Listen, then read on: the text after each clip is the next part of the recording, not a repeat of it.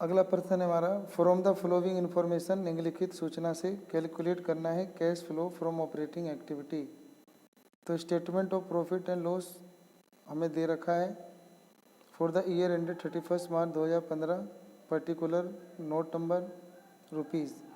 Revenue from operation net sale दिया हुआ है, फिर other income, total revenue, expense में आपका purchase of stock in trade, change in inventories और stock in trade, depreciation amortisation, ये ऐड होता है ऑपरेटिंग के एडजस्टमेंट में। अदर एक्सपेंस ये छोड़ देंगे। अगला है आपका टोटल एक्सपेंस, फिर नीचे है प्रॉफिट बिफोर टैक्स। तो यहीं से आपको शुरुआत करना होता है। तो 1,48,480 ये हम शुरू में लिखेंगे। Net profit before tax and extraordinary item यही लिखते हैं। फिर आपको टैक्स दे रखा है, ये घटाते हैं ऑपरेटिंग में। फिर प्रॉफिट आफ्टर टैक्स दे रखा है। उसके बाद आपको अदर इनकम में दे रखा है कि गेन हो गया, गेन माइनस करते हैं, gain on sale of furniture ये माइनस करते हैं ऑपरेटिंग में। इंटरेस्ट रिसीव हो गया, ये अदर इनकम है, तो अदर इनकम ये भी माइनस करते हैं। फिर अगला है अदर एक्सपेंस में सेलिंग एंड डिस्ट्रीब्यूशन एक्सपेंस, इसको छोड़ देते हैं, ऑफिस एक्सपेंस छोड़ देते हैं, लेकिन loss on sale of machinery को ऐड करते हैं ऑपरेटिंग के एडजस्टमेंट में। फिर नीचे आपको दे रखा है कि एडिशनल इन्फॉर्मेशन, ये ओपनिंग है क्लोजिंग है। तो ट्रेड रिसीवेबल करंट एसेट्स होता है। करंट एसेट देखो घट रहा है, करंट से घटने को ऐड करते हैं वर्किंग, जब हम निकालते हैं operating profit before working capital changes में, तो वहाँ पर हम इसे ऐड करते हैं। तो इसको घटा लेंगे और इसे ऐड करेंगे, तो इसमें से घटाने पे कितना आएगा, घटा लेंगे तो 2,09,920 में से 1,79,200 घटा देंगे, 30,720 आ रहा है। इन्वेंट्री माने स्टॉक होता है। स्टॉक भी आपका देखो क्या हो रहा है, बढ़ रहा है। तो करंट एसेट बढ़ रहा है तो क्या करते हैं, लेस, तो इसे इसमें से घटा देंगे। तो 1,47,700 में से 1,07,520 घटा देंगे।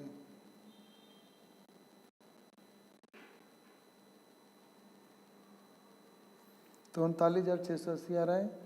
ट्रेड पेबल करंट लायबिलिटी होता है। करंट लायबिलिटी क्या हो रहा है, कम हो रहा है। करंट लायबिलिटी कम होने पर क्या करते हैं, लेस करते हैं।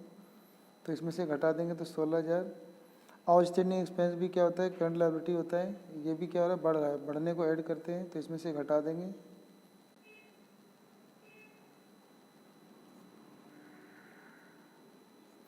तो 1,920 रुपये हम ऐड करेंगे। तो अब हमारे को क्या तैयार करना था, cash flow from operating activity.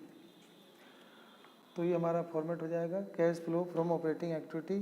तो पहले आएगा net profit before tax and extraordinary item, जो कि था वहाँ पे 1,48,480।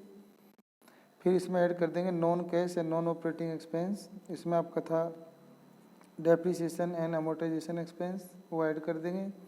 Loss on sale of machinery add कर देंगे। तो ऐड करने पे आ जाएगा 2,91,840।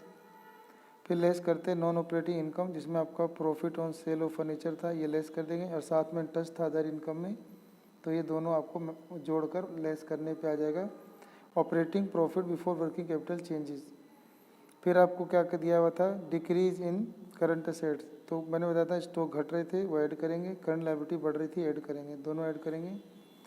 और फिर ट्रेड रिसीवेबल लेस कर देंगे और आउटस्टैंडिंग एक्सपेंस लेस कर देंगे, क्योंकि करंट असेट्स के बढ़ने को लेस करते हैं और करंट लायबिलिटी घटने को लेस करते हैं।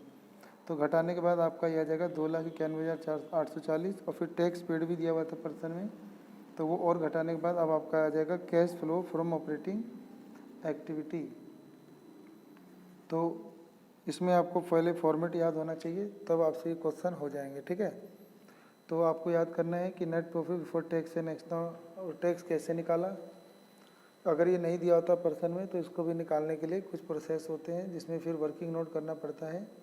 वहाँ पे पहले आपको सरप्लस जोड़ना होता है। सरप्लस में फिर आपको प्रपोज डिविडेंड जोड़ना होता है, इंटीरियर डिविडेंड जोड़ना होता है, प्रोविजन फॉर टैक्स जोड़ना होता है, और फिर ट्रांसफर टू रिजर्व जोड़ना होता है। और अगर कोई एक्स्ट्रा ऑर्डिनरी इनकम है तो वो आपको यहाँ पे ऐड करना होता है, और अगर एक्सपेंस है तो माइनस करना होता है। फिर आपका आ जाता है नेट प्रॉफिट बिफोर टैक्स। फिर इसके अंदर आपको non cash and non operating expense घटाना होता है, इसमें डेप्रिसिएशन एंड अमोर्टाइजेशन एक्सपेंस होते हैं,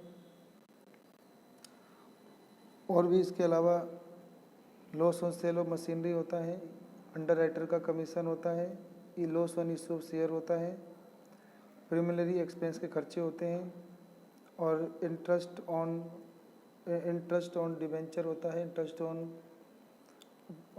डिविडेंड वगैरह कुछ होते हैं, वो सब यहाँ पे ऐड करे जाते हैं। उसके बाद नॉन ऑपरेटिंग इनकम जो है वो घटाया जाता है, इसमें profit on sale of furniture, जैसे ये गेन ऑन सेल ऑफ कोई भी एसेट से या इन्वेस्टमेंट है तो इसको लेस किया जाता है। कोई इंटरेस्ट रिसीव हो रहा हो हमें तो अदर इनकम में तो वो लेस किया जाता है। और कोई एक्स्ट्रा ऑर्डिनरी आइटम में अगर हमें कोई पैसे रिसीव हो रहे हैं, जैसे आपको इंश्योरेंस के लिए मिल रहे हो, तो वो आप माइनस करेंगे, तब आपका आ जाएगा operating profit before working capital changes. इसके बाद करंट एसेट्स के घटने को और करंट लायबिलिटी के बढ़ने को ऐड किया जाता है। करंट एसेट्स के घटने को क्यों ऐड किया जाता है? जैसे मान लो पिछले साल स्टॉक था 10,000 और इस साल स्टॉक घट के 5 रह गया, तो उसके मतलब हमने ना 5 का बेच दिया होगा और बेचने से कैश रिसीव हुआ होगा, तो कैश रिसीव हुआ था तो कैश का इनफ्लो हुआ था, इसलिए ऐड करते हैं। ऐसी करंट लायबिलिटी होता है, ये बढ़ जाए, जैसे मान लो करंट लायबिलिटी में क्रेडिटर थे 10 के बढ़कर 20 हो गए, तो हमने उनसे कैश और उधार ले लिया होगा, तो इसीलिए हमारा कैश बढ़ गया होगा, तो इसे ऐड करते हैं। ऐसी फिर इसका उल्टा करंट एसेट्स के बढ़ने को लेस करते हैं और करंट लायबिलिटी के घटने को लेस करते हैं। फिर आपका आ जाता है cash generated from operating activity. उसमें फिर आपका टैक्स पेड दिया रहता है क्वेश्चन में, statement of profit loss account में भी लिखा रहता है, तो वहाँ से घटाने के बाद अब आपका आता है cash flow from operating activity.